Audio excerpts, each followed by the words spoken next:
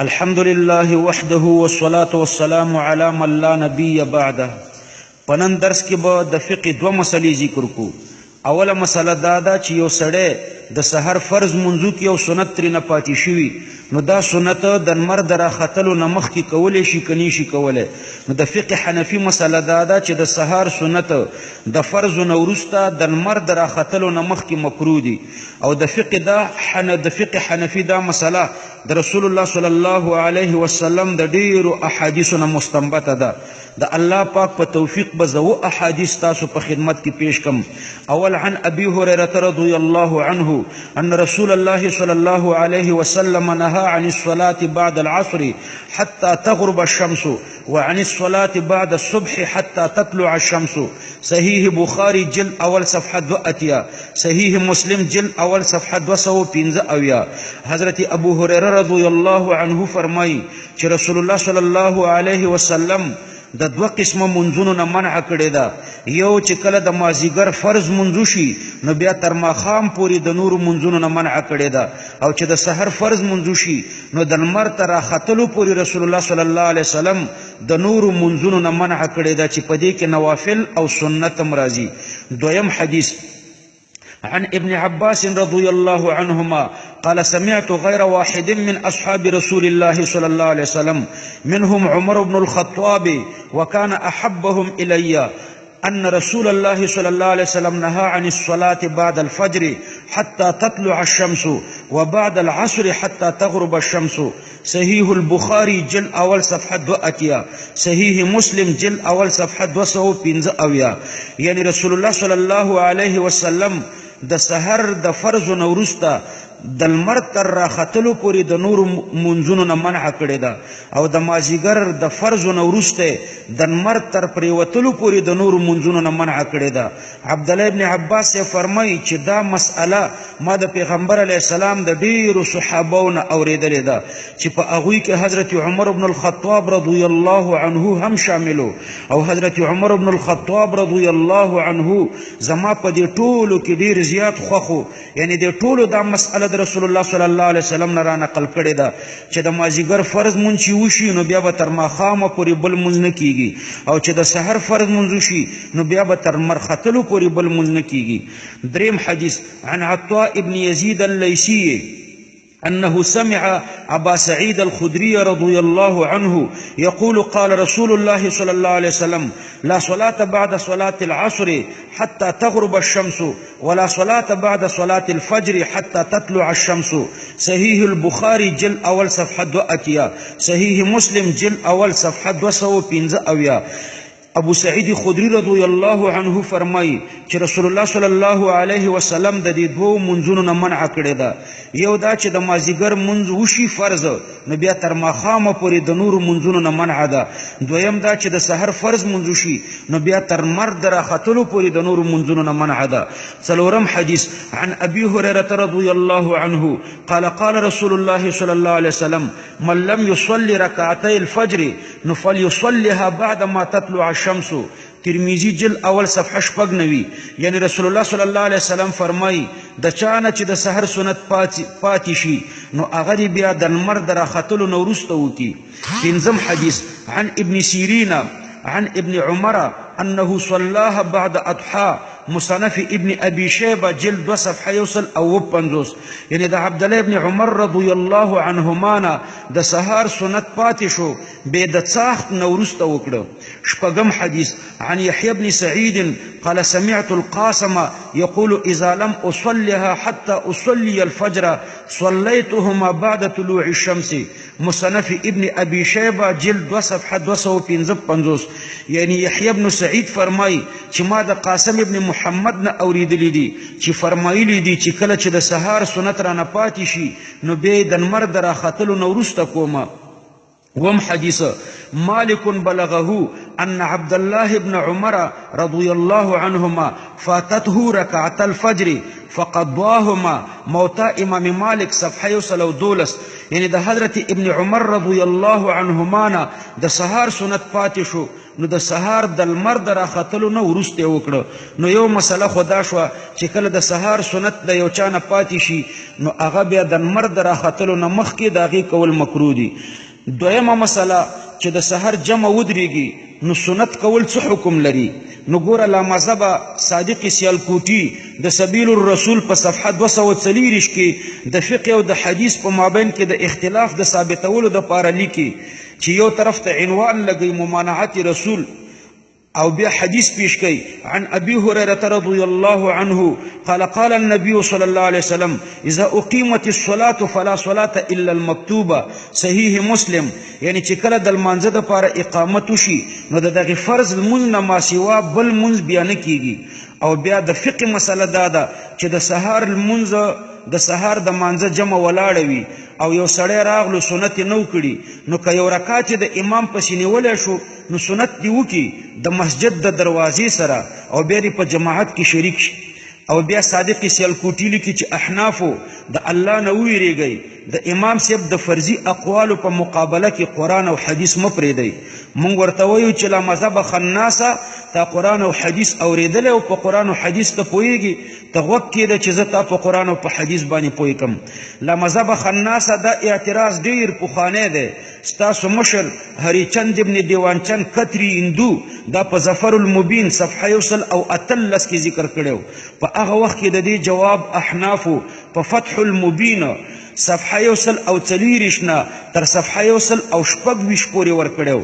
زه به د فتح المبین دا جواب د ډېر اختصار سره درته رانقل کم ګوره لا مذهب خناسه دا کوم حدیث چې تا لیکلی دی دا حدیث په ظاهر ستا په نظم پاتې نه دی د دې حدیث ظاهري الفاظ دا دي اذا اقیمت الصلاة فلا صلاة الا المکتوبه چې کله د مانځه دپاره اقامت وشي بیا هیڅ مونځ نه کیږي سوا د دغې فرضي مونځ نه نو د دې حدیث په مقتضا که په ظاهر یې نو بیا پکار دی چې د ښځو مونځ په کورونو کې صحیح نشي او د دوکاندارانو مونځ په بازارونو کې صحیح نشي حالانکې دغې مونځونو ته تاسو صحیح وایئ دا د دې حدیث نه تاسو مستثنا کوئ معلومیږي دا چې د دې حدیث نه هغه لمونځ مراد دی چې د اقامت په وخت کې په داخل د مسجد کې ادا کیږي او دا مسئله د فقه حنفي نه خلاف نه ده ځکه فقه حنفي هم په هغه وخت کې د سنتو اجازت ورکوي چې د مسجد نه د باندې وي او یا په منځ کې حایل وي دویم دا دی چې د ټولو ائمو اتفاق دی چې د ماسپښین ماښام او ماخوستن سنتونه به د اقامت په وخت کې او د اقامت نه وروسته نه کوي یعنی چې جماعت ودرېږي نو د ماسپښین سنت به بیا نه کوي د ماښام او د ماخوستن سنتونه او نوافل به نه کوي ځکه چې دا سنتونه او نوافل د جماعت نه وروسته په خپل وخت کې هم ادا کیدی شي او د سهار سنت د جمهور صحابو او تابعینو امام ابو حنیفه امام ثوری امام مالک فی روایتن او امام اوزاعی امام حسن بصری امام مسروق امام ابو یوسف امام محمد او امام زوفر په نیزه په دوو شرطونو باندې کولی شي یو دا چې جماعت ولاړي او ته د سحر سنت کوي نو دا د سحر سنت به د مسجد نه د باندې کوي او یا به په داسې ځای کې کوي چې د جمع د جماعت د صفونو او ستا په مابین کې څه حایل واقع شوی نو یعنی یو پرده پکې وي یو شرط پکې دا دی او دویم شرط پکې دا دی چې د سنتو نه وروسته د امام سره یو رکعت د نیولو غالب ګمان وي د احادیثو د مطالعې نه وروسته د سهار د سنتو په باره کې یو څو خبرې را معلومیږي اوله خبر دا ده چې د سهار د لمانځه د سنتو تاکید په نظر سره نورو سنتونو ته ډیر زیات دی وګوره آثار السنن صفحه 182 کې ډیر احادیث د سهار د سنتو په اهمیت کې لیکل شوي دي دویم د سهار د فرض د لمانځه نه وروسته نوافل کول منع دي آثار السنن صفحه 182 او دریم که دا سنت د فرضي لمانځه نه مخکې ونشي نو بیا په داخل د وخت کې د کولو موقع نشته بلکې د لمر د ختلو نه وروسته به بیا قضایي کیږي نو احنافو د احادیثو په مابین کې داسې تطبیق کړی دی چې په ټولو احادیثو عمل راشي او ټول فضیلتونه حاصل هم شي. اول حدیث د ابي هريره رضی الله عنه حدیث ته اذا اقيمت الصلاه فلا صلاه الا المكتوبه، یعنی چې کله د فرض لمانځه دپاره اقامت وشي نو د دې فرض لمونځ نه سوا بل لمونځ نه کیږي. مخکې ذکر شو چې دا حدیث په ظاهر نه دی پاتې، کنه نو په مسجد کې چې اقامت وشي نو په کار دی چې په کورونو کې د زنانو او د عامو معذور خلکو لمونځ جایز نشي. د دې سره سره په دې حدیث کې اختلاف دی چې موقوف دی او که مرفوع دی. امام ترمذی رحمه الله فرمایي چې زکریا ابن اسحاق او دارنګ ایوب او دارنګ ورقه ابن عمر او زیاد ابن سعد او اسماعیل ابن مسلم دا حدیث د عمرو ابن دینار عن عطاء ابن یسار عن ابي هريره مرفوعا نقل کړی دی، او حماد ابن زید او سفیان ابن عیینه د عمرو ابن دینار نه موقوفا نقل کړی دی. والمرفوع اصح. همدارنګه حماد ابن سلمه کتاب الام جلد اول صفحه 126 او حاشیه د کتاب الام جلد اول صفحه 129. ابن علیه عند ابن ابي شیبه ابراهیم ابن اسماعیل ابن مجمع عند ابن ابي حاتم دوی موقوفا نقل کړی دی. وګوره معارف السنن صفحه 26 او صفحه 28 جلد 4. محمد ابن طاهر المقدسی موقوفا نقل کړی دی. تذکرة الموضوعات صفحه 6.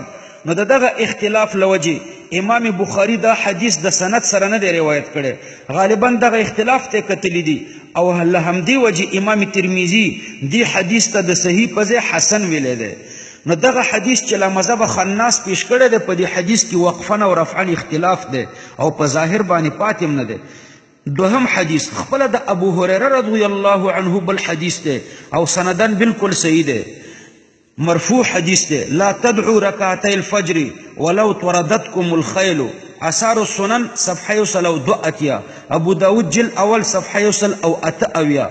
یعنی رسول الله صلی الله علیه وسلم فرمایي چې د سهار سنت مه پرېږدئ اگر چې وشړلی اسونو نو د سهار سنت ډیر مؤکد دی. دریم حدیث عن عائشة رضی الله عنها قالت قال رسول الله صلى الله عليه وسلم ركعت الفجر خير من الدنيا وما فيها. مسلم جلد اول صفحه 251. یعنی رسول الله صلی الله علیه وسلم فرمایي چې د سهار سنت د دنیا او د ما فيها نه بهتر دی. څلورم حدیث عن عائشة رضی الله عنها قالت لم يكن النبي صلى الله عليه وسلم عن شيء من النوافل أشد تعاهدا منه على ركعتي الفجر. صحیح البخاری جلد اول صفحه 155. یعنی رسول الله صلی الله علیه وسلم د سهار د سنتو ډیر پابندو. دارنګي د ابو هريره رضی الله عنه مرفوعا روایت ده چې من ادرک رکعتا من الصلاه فقد ادرک الصلاه. چا چې یو رکعت د جماعت د لمانځه ونیولو نو هغه جماعت ونیولو. مسلم جلد اول صفحه 220. لهذا احناف فرمایي چې د یو رکعت د نیولو غالب ګماني نو د سهار سنت دی بیا د مسجد نه بهر وکي.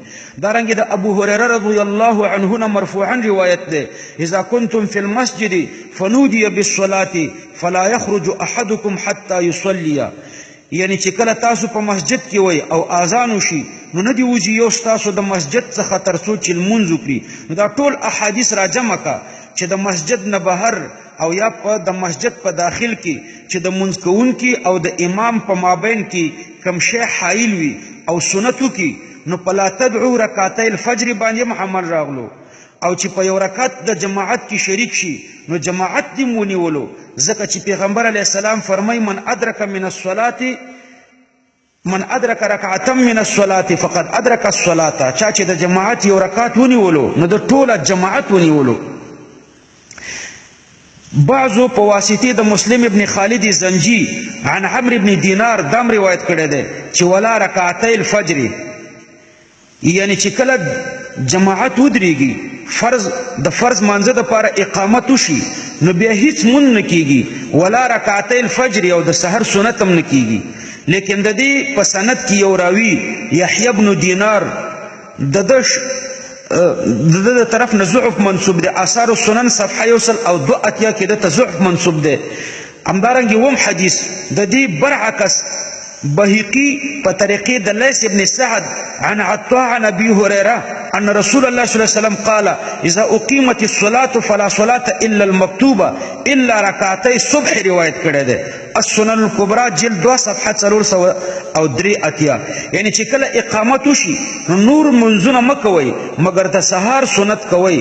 د دې حدیث په سند کې حجاج ابن نصیر مختلف فيه راوي دی، میزان الاعتدال جلد اول صفحه 4 او عباد ابن کثیر الرملی چې دی په دې کې یو بل راوي دی هغه مختلف فيه دی، میزان الاعتدال جلد 2 صفحه 300. په یو روایت کې ولا رکعتي الفجر ابن عدی د یحیی ابن نصیر په مناکیرو کې ذکر کړی دی، مگر الا رکعتي صبح د حجاج ابن نصیر په مناکیرو کې نه دی ذکر کړی. نو کبل فرض دواړه حسنم وی نو بیا هم ولا رکعتي الفجر په هغه صورت حمل دی چې د مسجد نه بهر وي او یا د صفونو او د سنت کون کې په منځ کې کم شی حایلی. اتم حدیث د عبد الله ابن مالک ابن بجینه حدیث دی چې رسول الله صلی الله علیه وسلم د حجرې مبارک نه مسجد شریف ته تشریف راوړو نو څوک یې په لمانځه ولیدو نو وی فرمایل چې لا تجعلوا هذه مثل صلاه الظهر قبلها وبعدها اجعلوا بينهما. صحیح البخاری جلد اول صفحه 90. په مسلم شریف کې داسې الفاظ هم شته امرنا الله نوصل صلاه بصلاه. مسلم جلد اول صفحه 288 والعبره لعموم اللفظ لا لخصوص المورد.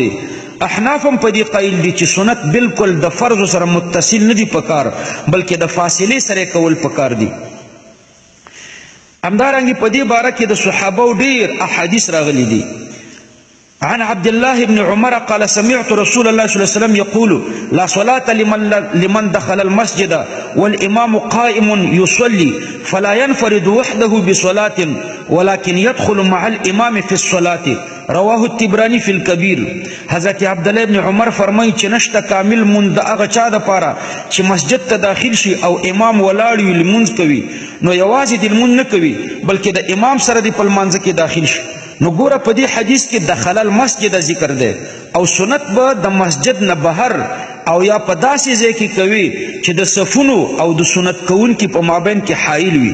لکه د دې حدیث راوي عبد الله ابن عمر رضی الله عنهما به همداسې کول، یعنی چې کله به جمع ولاړه وه نو دی به راغلو سنت به یې نه وکړي نو د مسجد نه بهر به یې سنت وکړه او یا به په مسجد کې دننه خو چې د جمع او د په مابین کې به حایلو په داسې ځای کې به سنت وکړه. آثار السنن صفحه 102. دارنګه د حضرت انس رضی الله عنه نه روایت ده هغه فرمای خرج النبي صلی الله علیه وسلم واقيمت الصلاه فراى ناسا يصلون ركعتين بالعجله فقال اصلاتان معا فنهى ان يصلي في المسجد اذا اقيمت الصلاه.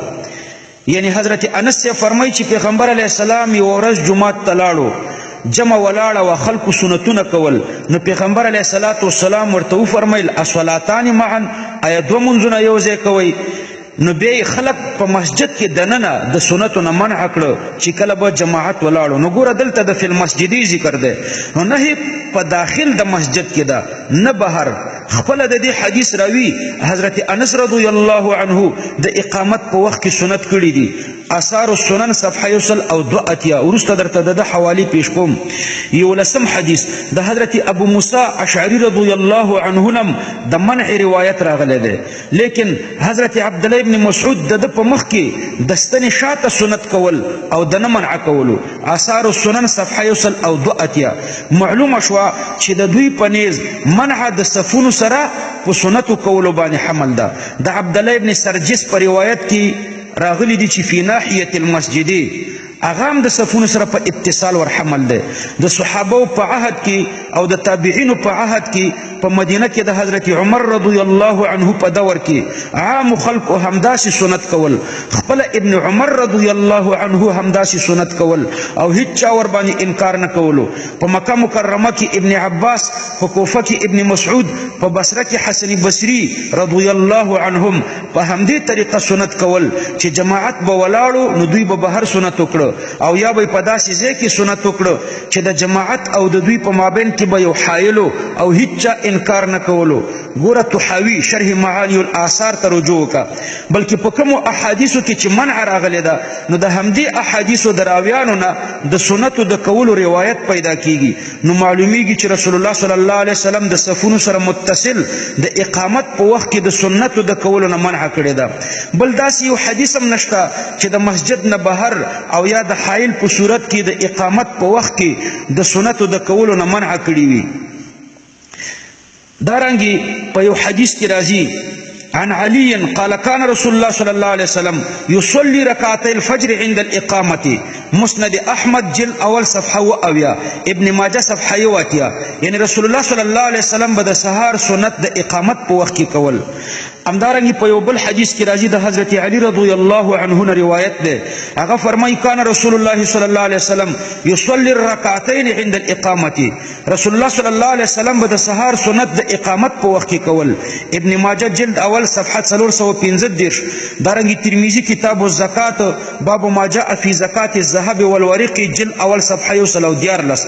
نو د رسول الله صلی الله علیه وسلم عملی تور د اقامت په وخت کې سنت کول د نمونې د پیش کولو د پاره. همدارنګه صحابه بم د رسول الله صلی الله علیه وسلم په زمانه کې د اقامت په وخت کې سنت کول، او رسول الله صلی الله علیه وسلم چې منع کړی و نو هغه صرف په هغه صورت کې کړی و چې څوک د اقامت په وخت کې سنت د صفونو سره متصل کړي.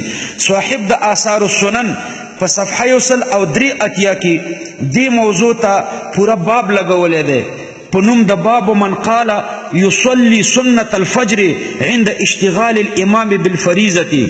او لاندې ډیر احادیث نقل کړي دي. یو څو احادیث به د الله پاک په توفیق درته ذکر کوم. ګوره د فقه مسله واوري. د فقه مسله دا ده چې د سحر جماعت ولاړ وي نو په دوو شرطونو ته سنت کولای شي.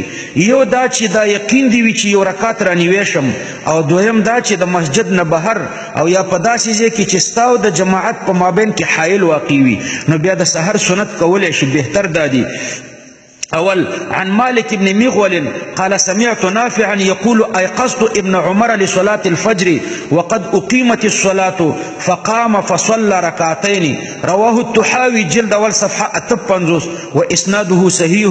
حضرت مالك بن مغول فرمای چې ما د نافع نه واوریدل چې وی فرمایل چې ما ابن عمر د سهار د لمانځه د پاره رويخ کړو په داسې حال کې چې اقامت شوی نو هغه را پاتېدلو او اول سنت وکړه. ګوره اقامت شوی دی او اول سنت کوي. دویم عن محمد بن كعب قال خرج عبد الله بن عمر رضي الله عنه من بيته فأقيمت صلاة الصبح فركع ركعتين قبل أن يدخل المسجد وهو في الطريق ثم دخل المسجد فصلى الصبح مع الناس.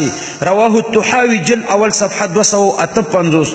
یعنی د سهار د لمانځه د پاره اقامت شوی جمع ولاړه وا، لیکن عبد الله بن عمر رضی الله عنهما د مسجد نه بهر اول سنت وکړل او بیا په جماعت کې شریک شو.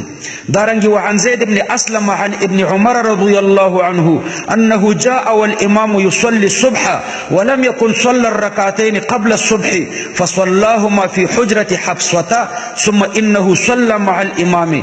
رواه التحاوي جلد اول صفحه 258 ورجاله ثقات الا يحيى بن ابي كثير يدلس. یعنی د سهار د لمانځه د پاره اقامت شوی نو عبد الله بن عمر اول د حضرت حفصی په کوټه کې سنت وکړل او بیا په جماعت کې شریک شو.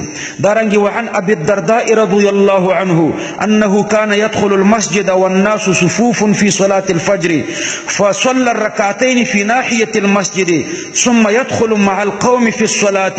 رواه التحاوي جلد اول صفحه 258 واسناده حسن. یعنی حضرت ابو الدرداء رضی الله عنه به چې کله مسجد تراغلو او خلق به د سهار په جماعت ولاړو نو د به اول د مسجد په یو کونج کې سنت وکړل او بیا به په جماعت کې شریک شو.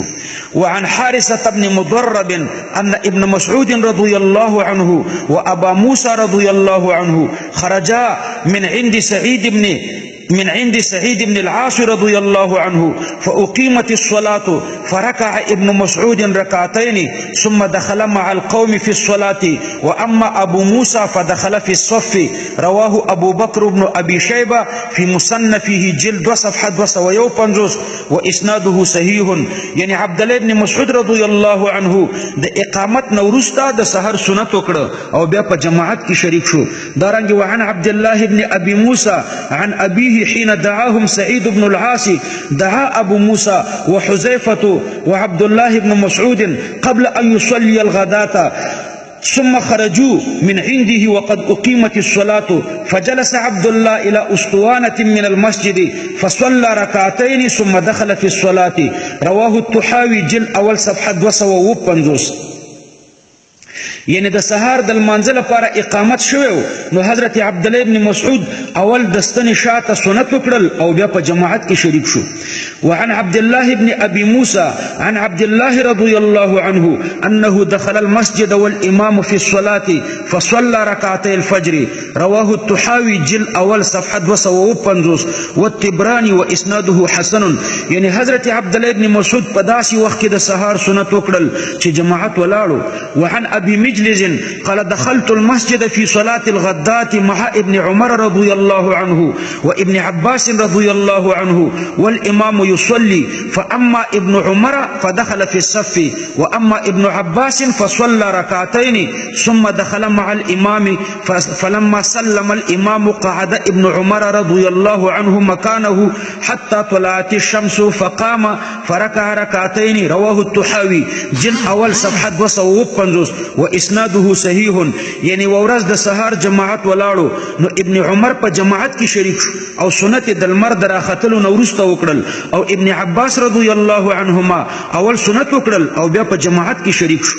وعن ابي عثمان الانصاري رضي الله عنه قال جاء عبد الله بن عباس والإمام في صلاة الغداة ولم يكن صلى الركعتين فصلى عبد الله بن عباس رضي الله عنهما الركعتين خلف الإمام ثم دخل معهم. رواه الطحاوي جلد أول صفحة 253 وإسناده صحيح. يعني جماعت ولاړو عبد الله بن عباس رضي الله عنه أول سنت وکړل او بیا په جماعت کې شریک شو.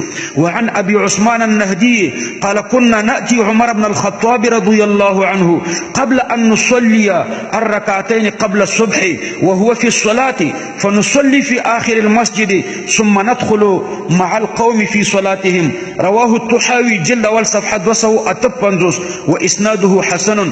يعني ده حضرت عبد الله بن عمر رضي الله عنهما په زمانه کې بچ جماعت ولاړو نو صحابه او تابعین به اول سنت کول او بیا به په جماعت کې شریکېدل. دارنگی وعن الشعبي عن مسروق أنه فعل ذلك غير أنه قال في ناحية المسجد. رواه الطحاوي وإسناده صحيح. یعنی حضرت مسروق با چې جماعت ولاړو نو د مسجد په یو کنج کې به اول سنت وکړو او بیا به په جماعت کې شریک شو.